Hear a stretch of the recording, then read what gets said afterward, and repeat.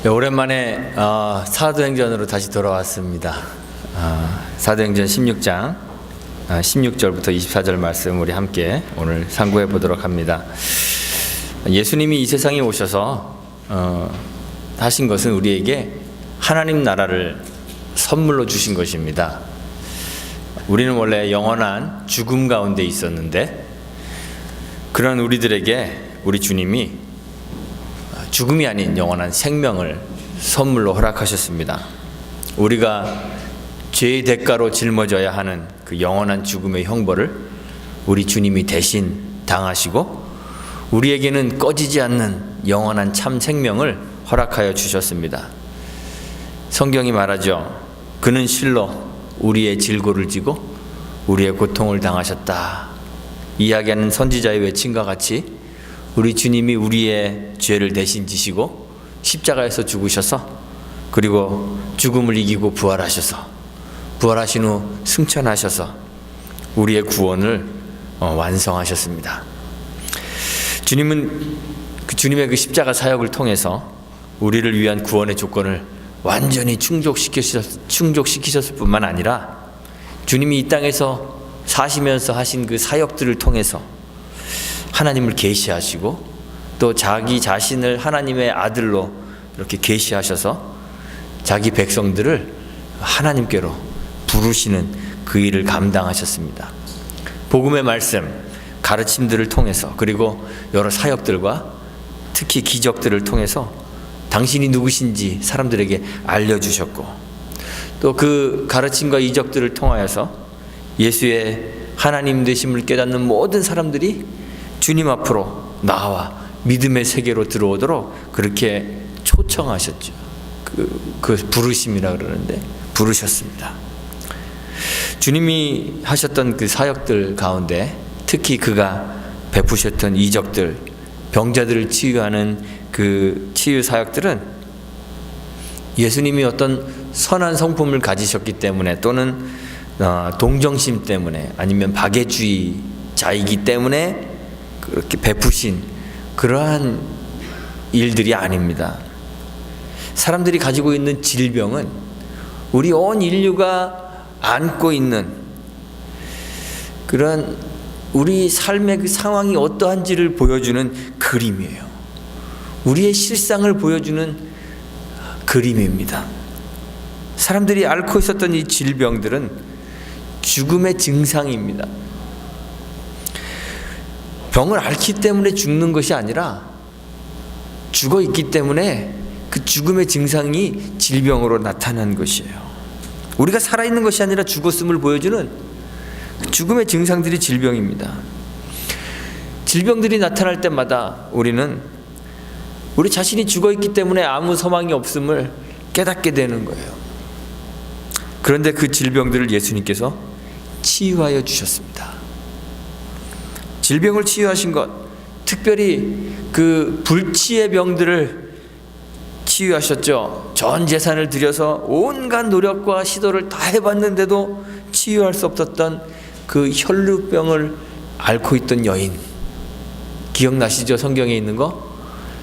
또 베데스다 연못가에서 누군가 물 이동할 때 자신을 그 연못 속에 집어넣어 주기를 기다리고 있었던 그 38년 된 병자처럼 치유할 수 없는 그 질병을 주님께서 치유하신 것은 그들이 불쌍해서가 아니라 우리가 안고 있는 이 해결할 수 없는 우리 인류의 죽음의 문제를 해결하실 유일한 분이 바로 예수님 당신이심을 계시하시는 거예요.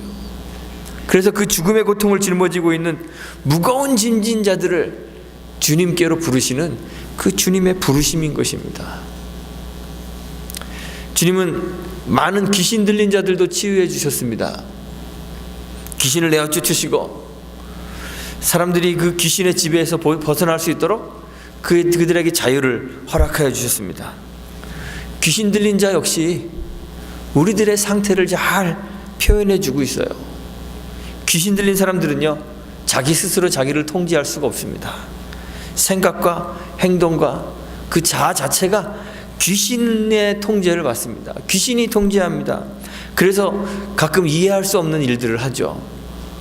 누가복음 8장에 보면 예수님이 거라사에서 귀신 들린 한 사람을 만났습니다. 그 귀신 이름이 군대 귀신이에요. 너무 뭉태기로 많이 들어가 있어갖고 군대 귀신입니다. 이 사람 보면 성경이 뭐라고 기록하고 있냐면 귀신이 이 사람을 붙잡는다 그랬어요. 귀신이 그 사람을 붙잡습니다. 그러면 귀신에게 몰려다닙니다. 귀신이 몰아내면 광야로 그냥 나갑니다. 자기가 가고 싶어서 가는 게 아니라 귀신의 지배를 받기 때문에 그러는 거예요. 사람들은 누구나 다 자유롭고 싶어 하죠. 오늘날에도 자유 그러면요, 우리 인류가 가지고 있는 최고의 가치 가운데 하나입니다. 우리는 이 자유를 위해서 싸우고 투쟁하고 또 자유가 없다고 불평합니다. 이 자유, 사실 아담이 범죄한 것도요, 이 자유를 획득하기 위해서였습니다. 하와가 하나님 금하신 나무의 열매를 따먹을 때 하나님처럼 되어 선악을 판단하고자 하는 그런 욕심을 가졌습니다. 아담은 그 나무의 열매를 먹으면서 자신의 자유로 자신 스스로가 선악을 결정하는 그러한 존재가 되고 싶어서 뱀의 유혹을 받아들이고 말았죠. 하나님 뜻대로 사는 것을 거부했습니다. 하나님 간섭 없이 자유로이 자신의 삶에 대해서 결정하고 선택하고 그러고 살고 싶었던 거예요. 그래서 선악을 알게 하는 나무의 열매를 먹었습니다. 그래서 그 나무의 이름과 같이 정말로 선악을 알게 되는, 선악을 판단하는 그 판단의 주체자가 되었죠. 어떻게 됐습니까?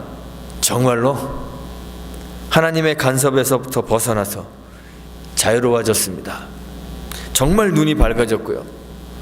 하나님이 그들을 보시면서 선악을 아는 일에 우리와 하나같이 되었다, 이렇게 말씀하실 정도로 정말 자유로워진 그런 사람이 된 것처럼 보였습니다.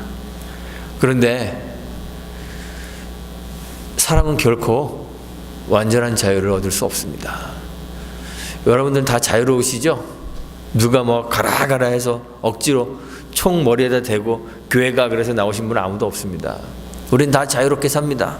나는 자유로운 영혼이야, 이렇게 말하는 사람도 있습니다.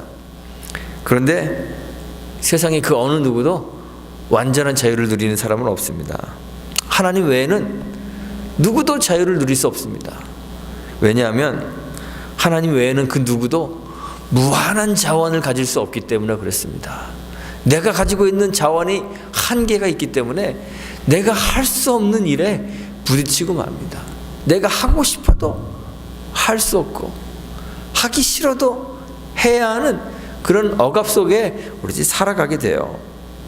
하나님 품을 떠난 사람들은요, 항상 결핍을 느끼기 때문에 언제나 무언가에 매일 수밖에 없는 그런 연약한 존재입니다. 그래서 사람들은 하나님을 떠나자마자 자유로워지기는커녕 다시 자기 애, 자기 사랑, 자기 욕망, 자기 소유욕, 이런 것들에 사로잡혀서 그만 노예가 되고 말았습니다. 죄와 사망의 종노릇하는 사단의 종으로 전락할 수밖에 없게 되었습니다. 이것이 우리의 현 주소입니다. 귀신 들린 자는 이렇게 사단의 종노릇하고 있는 우리들의 모습을 보여주는 그림이에요. 우리의 의지로 선과 악을 판단하고 결정하여 행동하는 것 같지만 사실은 사단의 영향력 아래에 있어서 선을 행할 수는 없고 그저 죄가 이끄는 대로 이리저리 이끌려 다니는, 휘둘려 살아가고 있는 죄의 노예가 된 우리의 모습을 이 귀신 들린 사람들이 보여주는 거예요. 노아 홍수 이후에 하나님께서 말씀하시죠. 나는 다시는 사람으로 인하여 땅을 저주하지 않을 것이다, 그러셨어요. 근데 그 이유가 뭔지 아시나요? 사람이 이제 나쁜 놈 다 죽고 착한 놈만 남아있어서 그렇게 말씀하신 것이 아니라 사람의 마음에 계획하는 바가 어려서부터 악하기 때문이다 그랬어요. 하나님이 사람으로 인하여 땅을 저주하려고 하시면 그냥 항상 저주밖에 없기 때문에, 사람이 그 본질적으로 악하기 때문에 하나님이 이제 사람으로 인하여 땅을 저주하는 것을 그치시겠다 말씀하신 거예요. 사단의 종이 되어서 선을 행할 수 있는 능력이나 또는 악에 대하여 대항할 수 있는 그 어떤 능력도 남아있지 않게 된 그런 사람들의 모습이에요. 그래서 성경이 우리들에 대해서 표현하죠. 에베소서 2장 3절에 육체의 욕심을 따라 지내며 육체와 마음에 원하는 것을 하는 본질상 진노의 자녀라 그랬습니다. 본질상 진노의 자녀. 로마서 6장 19절에서는 육신이 연약하여 지체를 부정과 불법에 들여 불법에 이른 죄의 종이라 그랬습니다. 우리는 자유로워지고 싶었는데 자유로워지기는커녕 죄의 종이 되어서 귀신 들린 사람들처럼 그렇게 내 의지가 아닌 사단의 의지에 의하여 살아가고 있는 그런 존재가 되었다는 거예요. 귀신 들린 자는 이렇게 자신의 의지로 선을 행할 수 없고 오직 죄와 사망의 권세 아래서 사단의 영향력 아래 살아가고 있는 우리들의 모습을 보여줘요. 그런데 예수님께서 귀신 들린 자에게서 귀신을 내어 쫓아내시고 그를 죄와 사망의 권세, 사단의 세력 안에서 그 벗어나게 하시고 구원해 주시죠. 그래서 주님의 죽기 사역은, 귀신을 쫓아내는 주님의 사역은 그냥 우리를 불쌍해서, 그 사람이 불쌍해서 귀신을 쫓아내 주시는 것이 아니라 예수님이 우리를 사단의 세력으로부터, 죄와 사망의 압제에서부터 구원하시는 유일한 분이심을 보여주는 주님의 자기 계시예요. 그런데 오늘 본문에 보니까 바울도 빌립보라는 도시에서 기도하러 가다가 귀신 들린 여종 하나를 만나게 되었습니다. 이 여종은 귀신 들려서 귀신에 사로잡혔어요. 그래서 점을 치는데요, 정말 꽤나 용했던 것 같아요. 성경에 보니까 그 주인들을 크게 이하게 하는 자다 그랬습니다. 이 여인 때문에, 이 여인을 소유하고 있는 사람들이 돈을 많이 벌었어요. 이 여종의 주인들이 이 귀신 들린 여자를 이용해서 돈을 버는 거죠. 귀신 들린 모든 사람들이 그렇듯 이 여인도 역시 노예로 전락한 우리들의 실상, 우리들의 상황을 알려주는 그러한 여인입니다. 이 여인은 두 주인에게 억압받고 있었습니다. 하나는 귀신이고 또 다른 하나는 이 여인을 부리는 사람, 주인들입니다. 자기 의지가 있을 수 없는 여인이에요. 귀신에게 사로잡혀서 자아를 상실하고 또 사람들에게 사로잡혀서 이용당하는 사람들의 수단에 불과한 이 불쌍한 여인이었습니다. 이 여인이 바울에 의해서 귀신에게서 놓여졌을 때 주인들이 어떻게 반응했을까요? 이 여인이 귀신의 종으로부터, 그 비참한 지경에서부터 벗어나서 회복되었을 때 같이 기뻐해줘야 하는 것이 마땅할 텐데, 이 주인들은 자신의 금전적 이익에 대한 소망이 끊어졌다고 바울의 일행을 핍박합니다.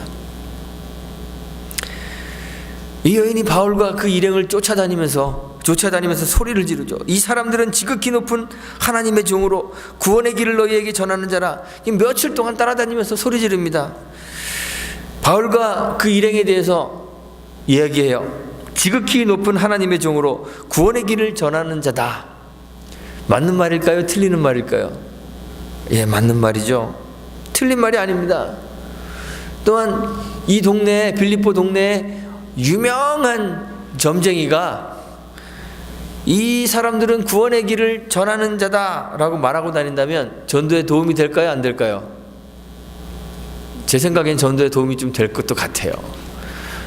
그 동네 제일 용한 점쟁이가 이 사람들 말 들으면 구원 얻는다고 하면 뭐 한번 들어볼 만도 하잖아요. 그런데 사실을 말한다고 해서 다 복음의 증거가 되는 것이 아닙니다. 야고보 사도가 야고보서 2장 19절에서 하나님 한 분이시란 사실은 귀신들도 믿고 떤다 그랬습니다. 예수님이 요한복음 5장 34절에서 그러시죠. 나는 사람에게서 증거를 취하지 않는다 그러셨습니다. 사람이 입으로 떠들어대는 것, 그것이 예수님을 증거하는 것이 아니라는 얘기예요. 하나님과 예수님에 대한 지식을 가지고 있는 것, 그리고 그것을 그저 떠들어대는 것은 믿음도 아니고 그것이 우리를 자유케 하는 것이 아닙니다. 우리를 자유롭게 만들어주지 못합니다. 그래서 바울이 그 이야기를 들으면서 심히 괴로워하죠. 그리고 그 여인에게서 귀신을 쫓아냅니다. 예수 그리스도의 이름으로 그에게서 나오라고 귀신에게 명령을 하고 귀신이 즉시 나오게 되죠. 예수의 이름이 사단의 종으로 있었던 이 여인에게 자유와 구원을 허락하는 거예요. 구원을 가져다 주는 것이에요. 그런데 사실 귀신 들린 사람이 이 여인만 있는 것이 아닙니다. 노예가 이 여인만 노예인 것이 아닙니다. 우리는 성경에서 다른 일단의 노예인 사람들을 만나게 됩니다. 이 사람들은 스스로가 자유하다고 생각해요. 아니, 다른 사람을 부리는 사람이라고 생각합니다. 이 여인을 종으로 부리고 있었던 사람들을 보면 정말 다른 사람들을 막 부리는 자유로운 자처럼 보여요. 그런데 본질적인 면에서 이 사람들은 귀신 들린 이 여인과 별 차이가 없습니다. 사람들은 누구나 다 사단의 종이에요. 이 여종의 주인들은 돈의 노예가 되므로 사단의 종이 되었어요. 이 사람들은 이 여인을 통해서 돈을 많이 벌었습니다. 돈으로 대표되는 이 재물은요, 사실 우리의 삶을 정말 편하게 해주는 것이에요. 돈 싫어하시는 분 계십니까? 저도 돈 좋아해요. 돈 많으면 좋겠어요. 세상에 돈 싫어할 사람이 누가 있겠어요? 아마 아무도 없을 겁니다.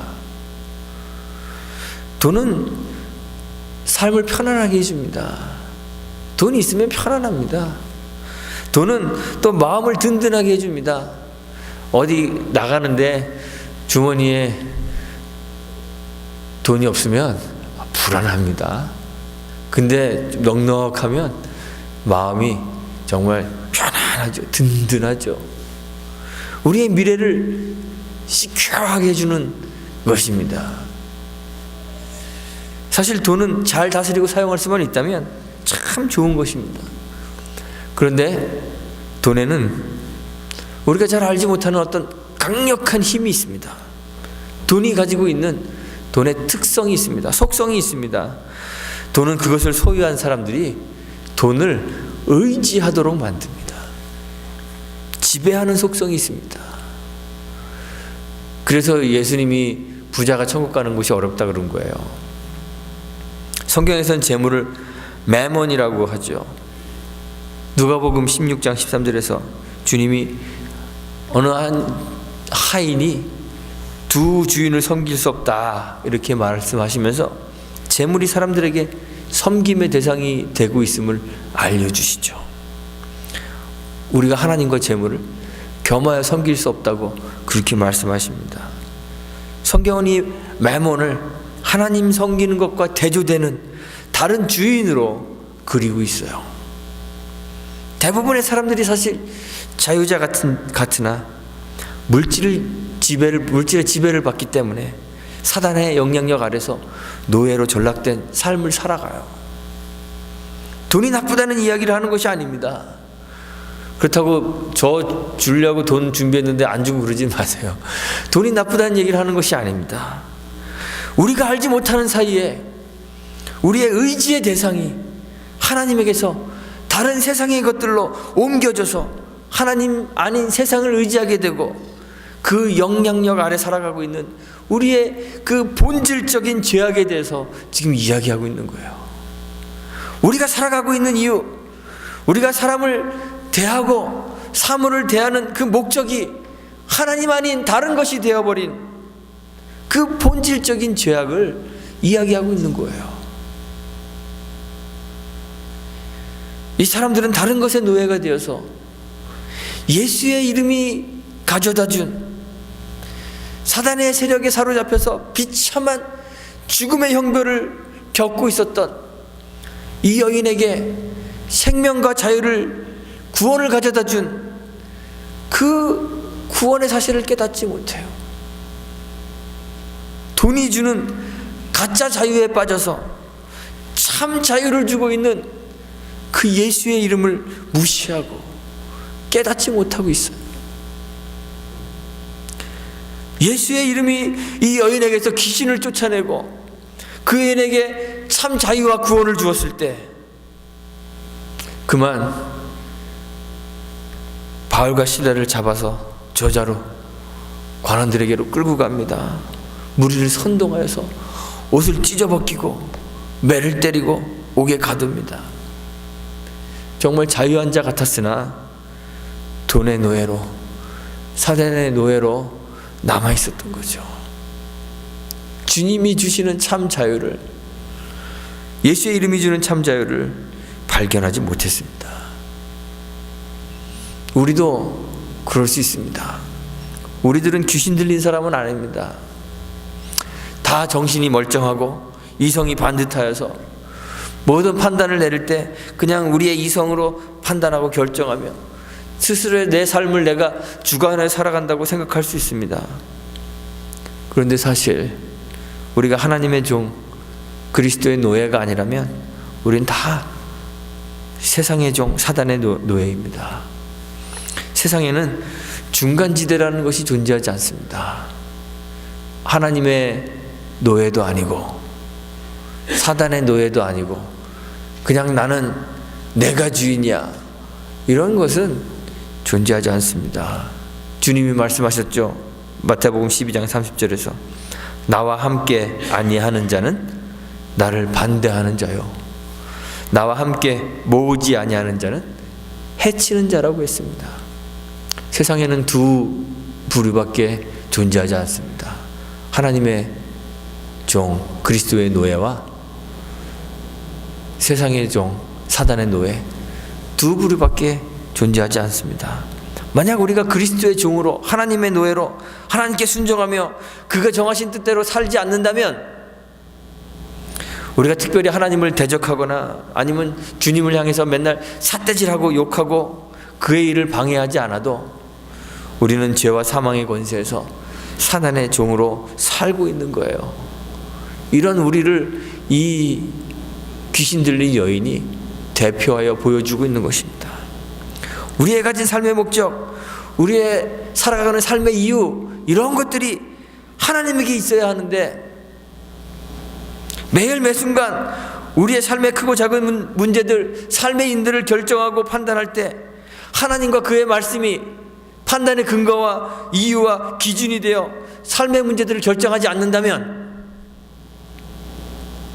그저 세상의 수학과 산수로 내 이익이 판단의 근거와 이유가 된다면, 하나님 아닌 것이 금전적 이익이나 나의 사회적 평판이나 내 명예나 지위를 얻는 것, 각종 이익들이 판단의 기준과 근거가 되고 있다면 우리는 하나님의 종이 아닌 사단의 종으로 살고 있는 거예요.